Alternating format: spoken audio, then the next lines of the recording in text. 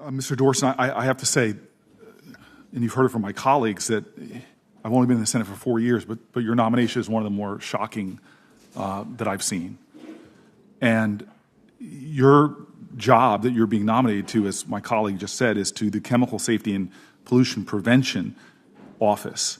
And the mission, as I hope you've memorized, frankly, is to protect families and the environment from the potential risks from pesticides and toxic chemicals. You've heard already from some of my colleagues, Senator Duckworth, talking about the south side of Chicago. I live in a community that has seen the effects of corporate villainy to the point now that our soil is poisoned. We can't plant in many places in our city. The air is poisoned, asthma rates, lead poisoning rates. The water is poisoned because corporations, pressing their hand and their power and their money, have been able to poison communities to the extent that you have autism rates, birth defects, cancers in our children in places in this country that are unconscionable.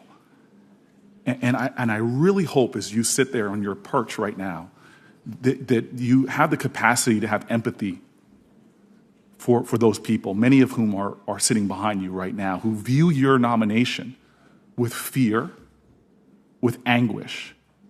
And that fear and anguish is not partisan.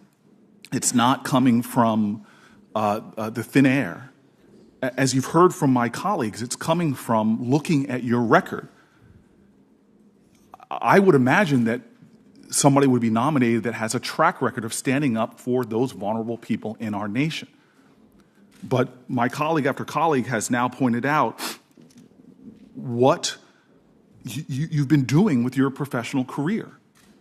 And I'll just go through because it almost seems like a bit of a scene out of some Disney movie where there's corporate villains that do harm to our environment, or at least seek to, if it wasn't for the heroic actions of others. So this is the process. First, a company or industry identifies a problem, and you've already talked to Dow and Monsanto and chemical companies like this, and they want to exercise influence to stop safety measures being done by governments. And so what happens is that the corporation hires your organization, Terra, to come up with a recommendation, a safety standard, so that they can try to defend their desire to put more poisons into the atmosphere, into the soil, into our water. And so what happens is that you come up with the science to back up these corporations. But I tried to give this a fair measure. I mean, the surface information that I received was so astonishing that you would be sitting where you are as a nominee that I wanted to dig into some of this stuff and came up with the same things that other folks came up with. You've heard these chemicals now mentioned by my colleagues.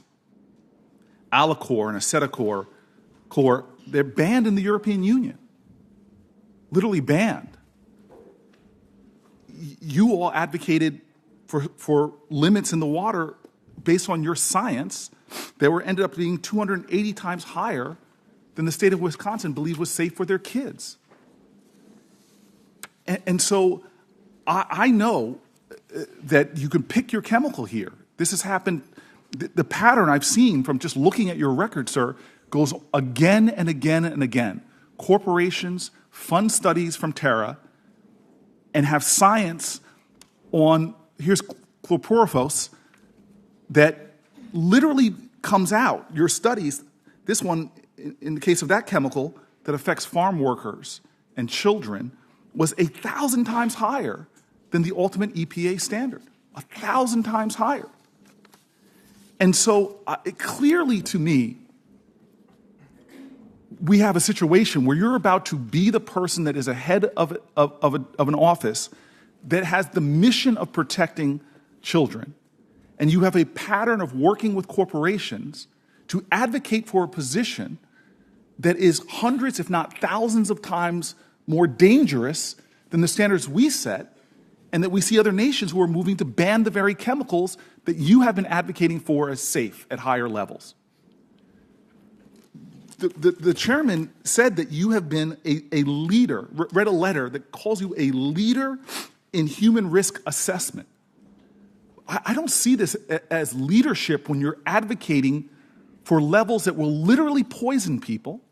It doesn't make you seem like a leader in your career. It seems like that you're a lackey, a corporate lackey, doing the bidding of people that are trying to create in communities like the one I live in, where my niece was born, to create environments that are chemically toxic.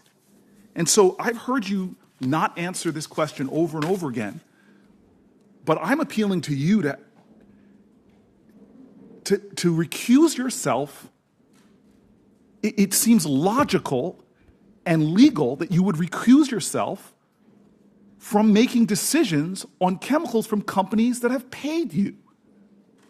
And I don't understand any defense to that if these corporations who are going to be advocating for standards that you set at levels that poison human beings, it seems logical that you should not be now the judge of whether those chemicals should be released or changing standards that now will reflect what those corporations wanted. And so I doubt I'm going to get it. But will you recuse yourself, sir? Senator, I'll follow the EPA ethics official's determination for any recusal. And that's the point I'll conclude with, sir. Because you're going to follow the ethics that you think that the EPA is going to give you. And I'm talking to you not just about ethics and law, but I'm talking to you about conscience and moral values. And it seems like you've been willing to bend those ideals, because I don't know if you have children, I don't know if you have grandchildren, I don't know if you have nieces or nephews like me, but I doubt you would let them live next to the companies that are spewing this stuff in the air. You would not let them live there and accept standards in their atmosphere that you have been claiming for your entire career are safe. You would not do it.